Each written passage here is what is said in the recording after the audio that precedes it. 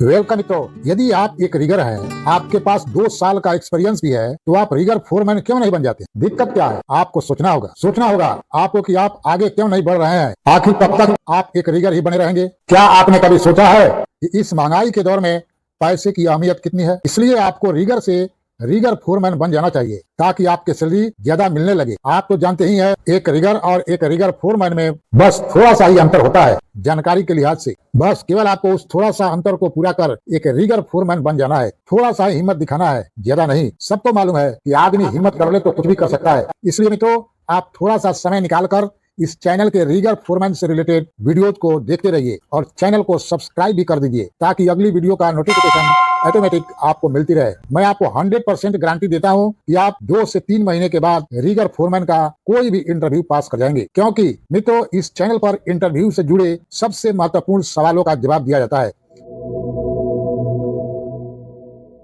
मित्रों, कर भला तो हो भला। यदि आप हमारे चैनल के विकास में योगदान देना चाहते हैं तो आपके पास एक शानदार मौका है। बस चैनल के ज्वाइन बटन को दबाकर जुड़ें और आर्थिक मदद करें। सिर्फ 29 रुपए से ही आप हमारे इस सफर का हिस्सा बन सकते हैं। आपका यह सहयोग हमें और भी बेहतर कंटेंट लाने की प्रेरणा देगा। धन्यवाद और शुभकामनाएं।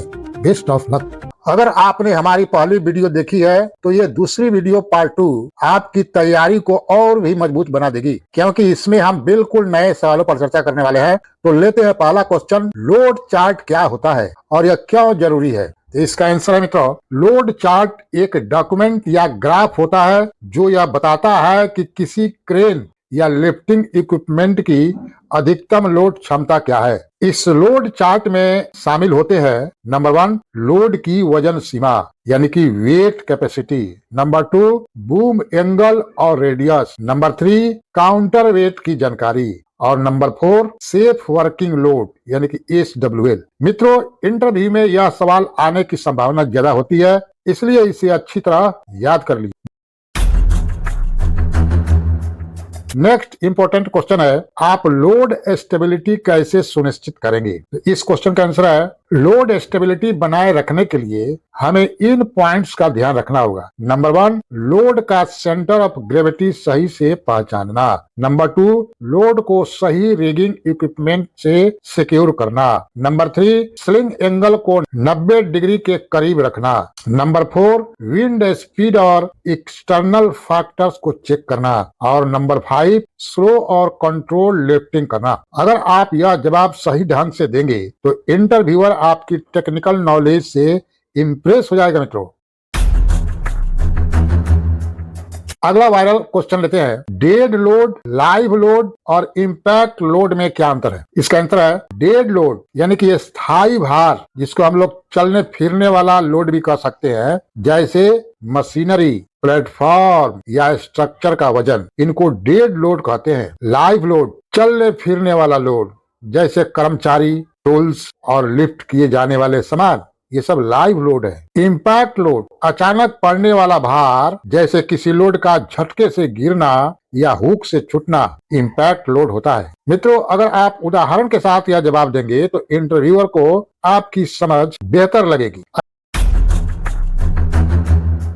अगला क्वेश्चन लेते हैं, लिफ्टिंग प्लान में कितने प्रकार के लिफ्ट होते हैं? इसका आंसर है, लिफ्टिंग प्लान में मुख्य रूप से 3 प्रकार के लिफ्ट होते हैं। नंबर 1 रूटीन लिफ्ट, इसमें सभी मानक प्रक्रियाओं को फॉलो किया जाता है जो नियमित रूप से होती रहती है, जैसे किसी मैन्युफैक्चरिंग कंपनी में नियमित रूप से होने वाला लोडिंग अनलोडिंग का काम, ये सब रूटीन लिफ्टिंग में आते हैं। अगला है नॉन रूटीन लिफ्ट, इसमें थोड़ा रिस्क होता है और एडिशनल सेफ्टी चेक जरूरी होता है। और क्रिटिकल लिफ्ट, इसमें हाई लोड मल्टीपल क्रेन या हजार्डस इन्वायरमेंट शामिल होते हैं। तो मित्रों, ये छोटे छोटे आंसर बहुत खोटे हैं, इसलिए इनको याद ही कर लीजिए, छोड़िए मत।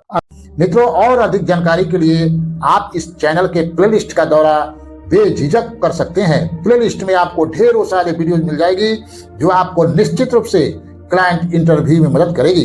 अगला क्वेश्चन है, मल्टी क्रेन लिफ्टिंग के दौरान किन बातों का ध्यान रखना चाहिए? तो इसका आंसर है, मल्टी क्रेन लिफ्टिंग में कोऑर्डिनेशन और बैलेंस सबसे ज्यादा जरूरी होता है, इसलिए इन बातों का ध्यान रखना चाहिए। नंबर 1 दोनों क्रेन्स की लोड कैपेसिटी चेक कर लेना चाहिए। नंबर 2, कम्युनिकेशन सिस्टम जैसे रेडियो, हैंड सिग्नल्स क्लियर होना चाहिए। नंबर 3, लोड शेयरिंग कैलकुलेशन सही से होना चाहिए। और नंबर 4, लिफ्ट के दौरान कोई अचानक मूवमेंट नहीं होना चाहिए। अगर आप यह सवाल अच्छे से समझाएंगे तो आपका प्रैक्टिकल नॉलेज साफ नजर आएगा।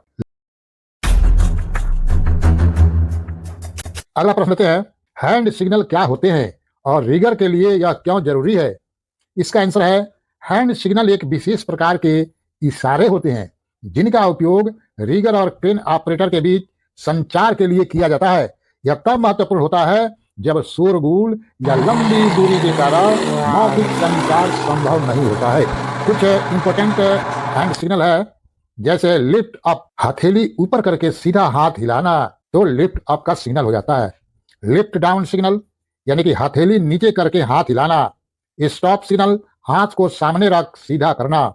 इमरजेंसी स्टॉप, दोनों हाथों को क्रॉस करना। अगला क्वेश्चन है, रिगर फोरमैन के लिए सबसे बड़ी चुनौती क्या होती है और आप इसे कैसे हैंडल करेंगे? तो इसका आंसर है, रिगर फोरमैन के लिए सबसे बड़ी चुनौती होती है सेफ्टी और ऑपरेशन को सही से मैनेज करना। इसे हैंडल करने के लिए number 1, pre lift safety checks करना चाहिए। नंबर 2, सही लोड कैलकुलेशन करना चाहिए। नंबर 3, क्रेन ऑपरेटर और रिगर्स के साथ क्लियर कम्युनिकेशन बनाए रखना चाहिए। नंबर 4, हमेशा पीपीई पर्सनल प्रोटेक्टिव इक्विपमेंट जिसको बोलते हैं पहनना चाहिए। नंबर 5, इमरजेंसी प्लान तैयार रखना चाहिए। मित्रों, यदि आप इंटरव्यू में अपनी प्रॉब्लम सॉल्विंग स्किल दिखाएंगे तो आपका इंप्रेशन जबरदस्त बनेगा। अब